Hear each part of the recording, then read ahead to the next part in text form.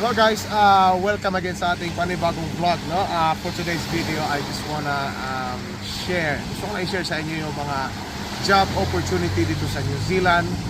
We are here in Queenstown ngayon, so gusto ko lang malaman nyo, no, yung in-demand na mga trabaho dito sa New Zealand ngayong 2026.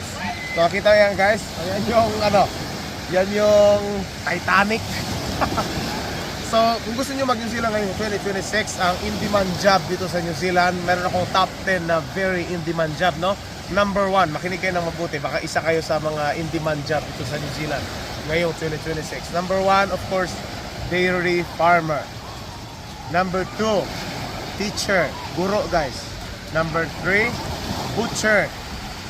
Number 4, mga nurse o caregiver. Number 5, electrician. Number 6, welder.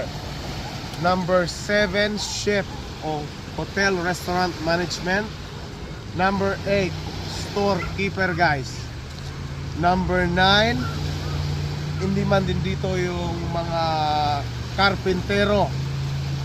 So in-demand din dito guys yung diesel mechanic, kung isa kang diesel mechanic, yung nagme-mekaniko ng mga heavy equipment, mga sasakyan, hindi man dito sa bansang New Zealand. Meron tayong mga legit na agency, no, kung saan kayo mag-apply.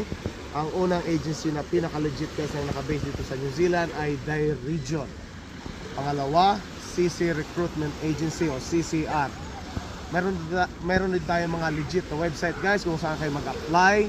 Ang number 1 na website na pinaka-legit na naka-base dito sa New Zealand pero may sangay sila dyan sa Pilipinas is seek.co.nz. Ilalagay ko yan dito guys yung mga yan. At saka number 2 na website guys na pinaka-legit is trademe.co.nz. Paalala ko lang guys ay hindi po ako part ng mga agency o website na yan. Disclaimer lang, no. Search according to my research lang yan based on the papers that I saw here in New Zealand at saka sa online. So sila yung mga nag-aasikaso ng mga kapwa natin OFW, kapwa natin Pilipino na gustong mag New Zealand. Sa mga trabaho na yan guys, at least meron kayong 2 to 3 years work relevant experience para maging qualified kayo sa mga trabaho na yan. Other than that, pwede kayong maka-apply sa trabaho na yan kahit wala kayong experience, basta merong legit na employer na mag-sponsor sa inyo ng direct hire. So paalala ko lang, hindi po ako part ng agency na yan. Sinishare ko lang po sa inyo guys para matulungan naman kayo kung balak nyo mag New Zealand ngayong 2026. So ano pang hinihintay nyo? Mag-apply ka na.